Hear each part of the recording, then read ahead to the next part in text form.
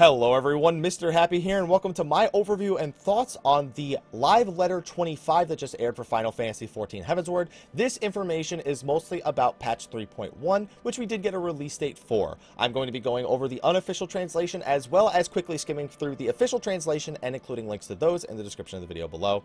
I'd like to thank Marco for doing the initial part of the translation, and after he had to leave, Signy Grow, both people who have done a lot for this community in terms of translations. Both of them stepped up, took it over, and I appreciate you both for doing that, as does the rest of the community. So, with that out of the way, let's go into the unofficial translation first, and we'll fact check our things with the official translation, because it's probably still being updated. So, real quick, release date, November 10th, 2015. That's pretty much around the same time as Fallout 4, StarCraft 2 expansion, Final Fantasy XI's final patch. So, I just wrote a little quick thing right there. That's 16 days from when this video is being recorded, so a little bit over 2 weeks. So, we have a bunch of new playable content. We have the new main scenario quest. We did indeed confirm the Lalafell I was talking about before is indeed Krill. We have new daily quests for the Vanu Vanu. The dance will be a reward. The Sanua mount will be a reward. And more interestingly, they're adding a level adjustment system to these daily quests. That means that basically the quests will dynamically change their level based on your level and adjust the rewards accordingly. Almost like the way Leaves do it. So if you're level 58 and the Vanu Vanu daily quest is 51, just using that as an example, you'll get level 58 rewards. This means it'll be a meaningful way to help speed up the leveling process, or at least create variety in the leveling process, all the way up to level 60 when it comes to when you get the level to unlock Vanu Vanu Beast Tribe quests. I'm hoping they add this to the lower level Beast Tribes, the old world ones. That would be fantastic, but it's probably not possible based on the way those zones were designed. So, you know, we can always hope, but it probably won't happen. The requirements for unlocking Ravana Extreme will be adjusted. You will not need Bismarck Extreme for that anymore. And in the future, you won't need previous tier Extreme Primals to unlock the new Extreme Primal. So you know that issue in A Realm Reborn where people were like, oh, I really want to do Shiva, but I can't find a group for Ramu? That won't happen anymore. You won't need the previous tier. And also, both of them are being added to the Duty Finder. Don't forget that. They're also changing Ether Currents. You won't need to do chains of side quests anymore. The chains of side quests that have Ether Currents, the Ether Current's going to be moved to the first quest in the chain. So you won't have to worry about, you know, digging through side quests in order to get to them. They're also going to make system messages not displayed during cutscenes anymore. Thank goodness. And then we have relic information. So first of all, in 3.1, they're making adjustments to the Zodiac weapon. They're going to give it 100% drop rates for the Atmos from dungeons for the Zodiac step itself. Undersized parties can also gain lights now, and the light rates have been increased again. Now that being said, the new relic, we confirmed, will not be coming till 3.15. This was a bit of a disappointment because in the last one, they specifically said 3.1. And in the one before that, they weren't sure, so it's kind of bounced back and forth. Now, the first step is not going to be that difficult. They were saying that because of the Atmo weapons. And the Zeta will give you an advantage on that first step. However, Yoshi P himself recommends not doing the Zeta questline just to get the advantage for the Anima weapons. He says it's easier to just do the Anima weapon first step itself. That being said, if you do have a Zeta, the advantage for the Zeta is not job specific. So for example, let's say you completed a Black Mage Zeta, but you're playing Machinist now. That advantage will carry over. I don't know if it's just one time. I don't know if it's a permanent advantage on all Anima weapons you work on. I just know that it's not job specific. Then they talked about exploratory missions. Now, they showed off some live gameplay of this. If you're looking to see what the live letter actually had, and so you can see the live gameplay and what the areas look like and whatnot, you can check out the trailer. We got that as well at the start of the live letter. I'll include a link to that in the description below. And also the live letter itself. I'll include a link to that. They showed Lords of Verminion gameplay. They showed the exploratory areas. So I'll just make sure to include those. So for free companies, you started at the Airship Monitor thingy. I don't know. I don't remember what it's called. And the Mercenaries, which is basically equivalent to the Duty Finder, those people can either enter solo or in a group in Ishgard. Now, they did differentiate the difference between doing it with a free company and not a free company. So there are multiple difficulties, easy, normal, and hard. There's different enemies on the different difficulties, and rewards are better on the higher difficulties. Only free companies can access hard mode, because it requires a level 50 airship in order to enter. Now, for normal and easy, it's level 10 and 25 from free companies, and you can also do it just through Ishgard anyway. Now, hard mode, he says, is hard. Like, it's really hard. That's why they only wanted to let free companies access it, so it can actually be a group event. Now, FCs can bring a maximum of 3 airships, which is 3 full parties. Each airship can hold 8 people maximum. And you can all queue together. You can all take your airships at the same time and enter with up to 24 people. You do not have to enter with 24 people if you don't want to or you don't have the numbers for it. Again, each difficulty requires a certain level airship. So if you want to enter, you'll need 3 level 50 airships to enter with 24 people. So you might want to start working on that for sure. Ishgard can only do a party of 1 to 8, by the way, since you're only basically like Duty Finder-ish. Now, also, if you're not in a free company, but you have friends that are in free companies that are going to be working on hard mode or you want to play with them, as long as there are at least 2 people in the free company hosting the airship ride, you can invite non-free company members. So this is why the term mercenary is being used, because you can go out and grab other people to fill slots in case you're like, okay, oh shit, we only have 21 people for hard mode tonight. Let's go find some pugs. You can do that. That's perfectly viable to do. Now, there are multiple instances for the islands, and each instance can only hold up to 9 full parties.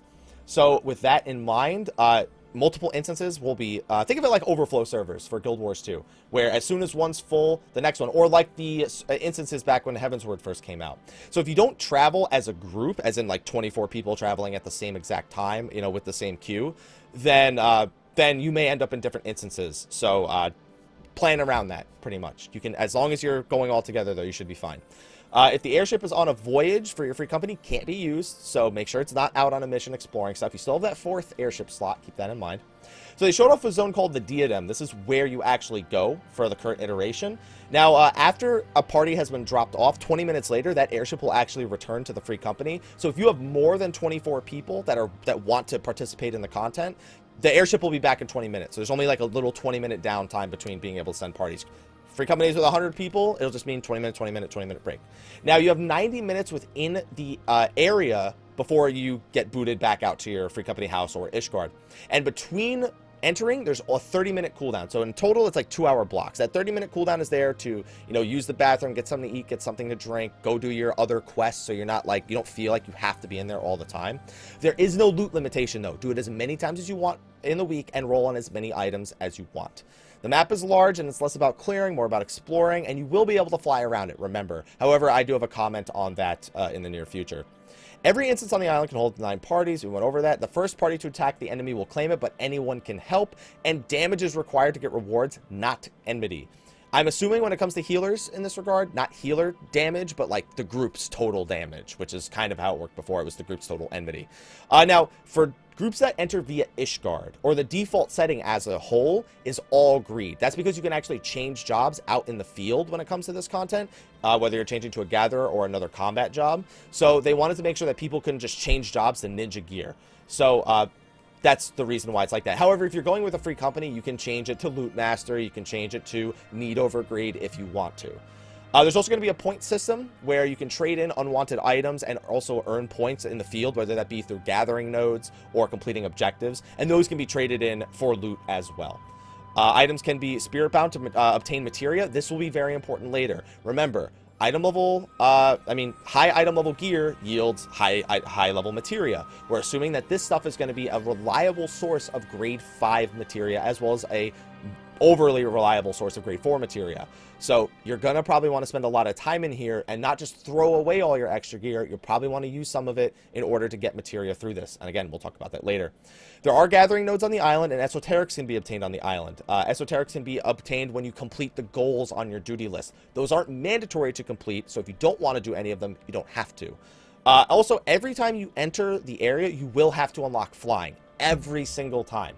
Now, this is to force you to actually do the goal on the initial island you land on. So it causes you to actually have to explore the map on land at first, you know, kill a few enemies, maybe kill a boss enemy, and then gather the ether currents, and then you can go to whatever island you want for the remaining, 80 minutes or so.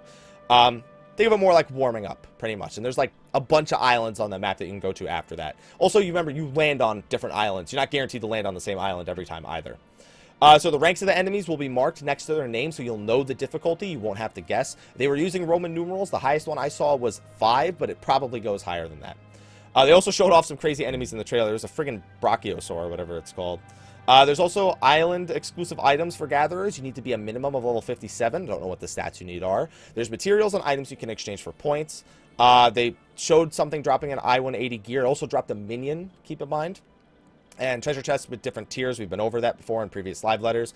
Now they just randomly went off to a bunch of quality of life stuff. You can change free company names. There's going to be new items through the regular exploratory voyages, the one that are like retainer ventures. Experience points for airships increased. Now I'm going to go to the official live letter later because I missed a bunch of things on that slide because they went through it very quickly. There's new furnishings. The house sharing system's being implemented. This is where you can share your house with members on your friends list. Now keep in mind, for the estate demolishing, if you know the whole if you don't use your house in 45 days thing, it's gone. The owner has to enter to prevent it from being destroyed. Having a friend in there who's marked on your sharing list will not count as saving your house. They showed off some new flying mounts, a Null mount, a Pegasus mount. They showed off some new minions, a Pysa minion, and a Twintania minion. Twintania, more like Twintania. I didn't come up with that. Signic Row came up with that, so blame him, please. New hairstyles, the ones from the contest, the afro, we've seen this. Now they're adding something called an idling camera and a group camera. An idling camera basically means that while you're standing there and you're AFK, it turns into almost like a screensaver where the game will automatically lock in on like NPCs doing things and nearby players doing things. So now you can AFK between long content patches like never before. Kappa, but not really. Anyway, and then they also have a group camera, which is better for taking screenshots. It can automatically sync up things like dances and emotes. It can automatically make everyone face the camera without actually making them face the camera. So it's good for group pictures, pretty much, is all it's for. New dungeons, we know about this. They're removing the loot restriction on Alexander Normal, for those of you who want to grind the hell out of it to get body pieces and whatnot. You're going to be able to earn EXP in level 50 dungeons. We knew this. They're going to buff the EXP in the level 51 plus dungeons, so all the new ones from Heavensward.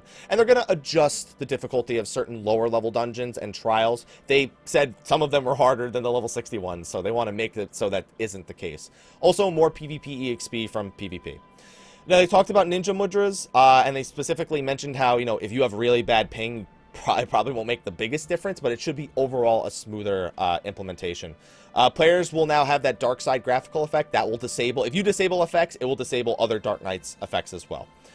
Duty clear times will be displayed when entering an undersized party. That's for speedruns. 3.0 trials and duties will be added to the party finder options, finally.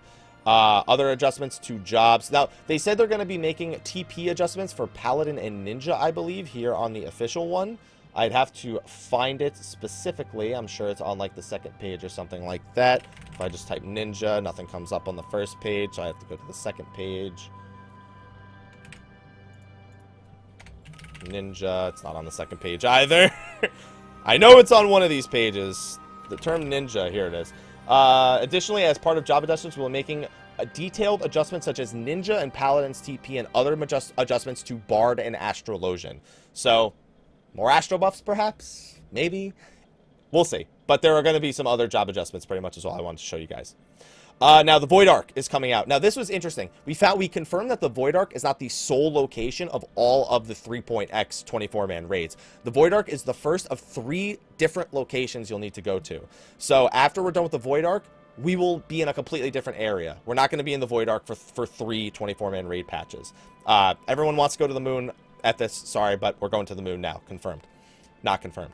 It's going to drop equipment except weapons, as well as materials to upgrade esoteric equipment. They didn't make it any more specific than that. You know, is it going to be gob dips right available from the start? Is it going to be tiered? Just upgrade esoteric equipment. We have Knights of the Round Extreme. They're actually calling it Extreme, not hard mode, even though it is called Ultima's Ballad, like Thordon's Reign or something like that. It's going to be harder than Ravana and Bismarck, and they specifically mentioned a DPS check will not be what makes it hard, because that's a big stigma in the community right now that everything's just DPS checks. They wanted to make it mechanically difficult. In the trailer, it is a clusterfuck of lights. That's all I'll say. Apparently, the weapons are going to be good, and they have to be, considering Ravana drops I-190, so these might even be decent replacements for ESO weapons that aren't upgraded. Might be I-200, I'm assuming. Even Clear Savage should be able to beat him pretty easily. They're going to be making adjustments to the potency medicinal items, ethers, hopefully, glamour items to make Monk Fist weapons invisible, make you look like you're barehanded. We've been waiting for that. Adjustments to Red Gatherer scripts, 2.x master books easier to obtain, search feature for recipes, difficulty for obtaining 2.x, you know, like the super weapons and whatnot. The Supra tools, I should say, and the Lupus tools, whatever the other ones were called. Ability to glamour items take up multiple item slots. We knew this. Ability to try on multiple pieces of armor at once. Retainer venture, additions and adjustments.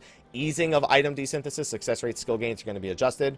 Gold Saucer is getting Lords of Verminion. It's getting the new mini games, which resemble the 1.0 gathering mini game that some of you may remember. New items will be purchased with MGP. They showed off a few of those. New triple triad cards and NPCs will be added. They're going to buff the drop rates from the old cards, since you're going to have to work on the new ones. Jumbo Cactpot rewards are being increased. Gate MGP rewards are being increased. And they're adding a challenge log to the Gold Saucer to reward more MGP. They took a break real quick, came back with the item lead guy. I'm not going to go over a lot of this stuff. I'm going to try to find some highlights. Like, for example, there's new Primal Minions coming out. They showed off an Ifrit Minion and a Titan Minion. Again, you can refer to the live letter itself for that. Let's see, what else do we get? Not going to be buffing Phoenix down. They showed off they have a Gala Cat Hat or a Gala Hat, and you can have the Gala Cat Minion stand on top of the Gala Cat Hat while you're Makote, and then it's triple Catception. Let's see. The plans to introduce NPC outfits. They showed off Minfilia. Females are going to be able to get Minfilia's outfit in its entirety. Don't know how, but I don't know. Also, by the way, for the Paisa Minion and Twintania Minion, they said that those are going to be in-game, or at least that's what they said about the Paisa Minion. Don't know about any of this other stuff. I'm assuming this will all be available in-game as well, though. Gold Saucer Bunny Ears. They're adding a tail.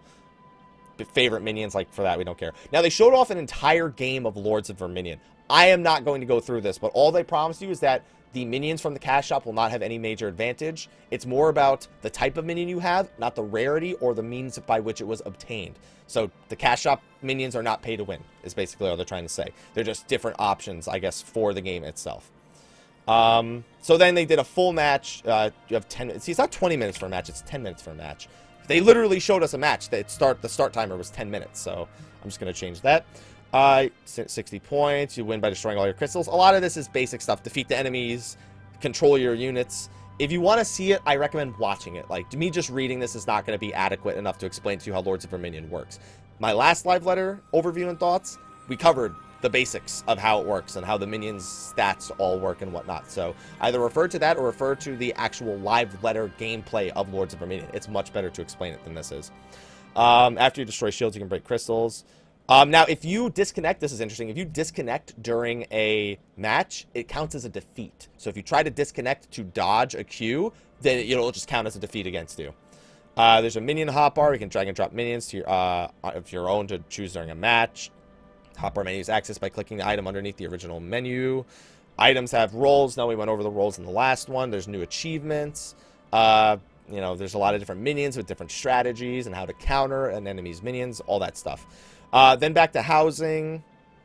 They just re-clarified the thing about the demolition of the houses that people aren't using. If you've seen the Lodestone post, you watched my earlier video about it, then you know all about it. Now, this was the big thing. Towards the end, they started talking about patch 3.2. They're making massive changes to materia melding. And I say massive because the people who it pertains to are tanks, for the most part. Basically, you're not going to be able to meld main stats to forbidden melding slots anymore. Now, I don't know about that on left side gear, but at least on right side gear, accessories was the thing they spoke about specifically. Let's say a Vitality accessory has, you have Vitality on it, and you have that one guaranteed slot. That one guaranteed slot's the only slot you can meld strength on. All of the forbidden slots, you're not allowed to meld onto it. So that can only be secondary stats like accuracy or critical hit rate. This is going to maybe bring down the requirement of crafted accessories to maximize on tanks. That being said, because I know crafters are probably like, well, what the fuck? How am I going to make money now? Because they're nerfing the materia melding, they're buffing the base stats on all the crafted gear to make it stronger. And also, the crafted accessories are going to come out the same time as the gear. They're not going to have it staggered like they did before. So in patch 3.2, you'll have left side and right side gear to craft all at once. Now, on top of that, this is the big one. As of 3.2, players will finally be able to affix materia to tombstone and raid gear. Probably follows the same rules as the changes to the main stats, but this finally makes materia worth using. It finally gives Gil more of a purpose and constant level of progression. People will hopefully feel, once they have the raid gear, okay, well, now I have the raid gear. I can go to this free company exploratory mission area, use this ethereal gear, grind grade 5 materials, or use it to make money to buy the ones that I need, and it adds another sense of progression. Now, I still don't think that fixes the issue of the fact that the stats aren't very linear, so it's just going to be a matter of where are people going to prioritize it? Are people going to try to get their skill speed from the materia slots on jobs? Are they going to try to just avoid it altogether at this point? because they can always just add the stat that they need the most of. I want to see what it means ultimately in the end, because there's a lot of stats on gear, and I don't think you'll be able to reach a lot of those caps even with grade 5 materia.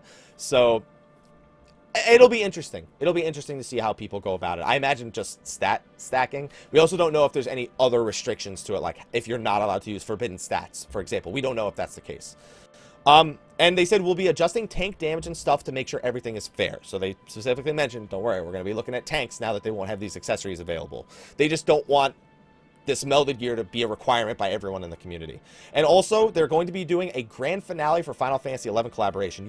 I mentioned at the beginning, Final Fantasy XI's final content patch is on November 11th, the day after this patch. So to, send the game off, they're going to do a collaboration event for the finale. He says you can either play 11 first and then play the finale, or you can play this finale and then maybe resub to 11. I'm sure the collaboration events are always a promotional thing, so clearly the goal of this is to try to get you to, pay for that one last month of 11 to see the finale, or whatever it is they want you to do. Or if you're an 11 player, play 14 to get, like, a little bit more insight. I don't know.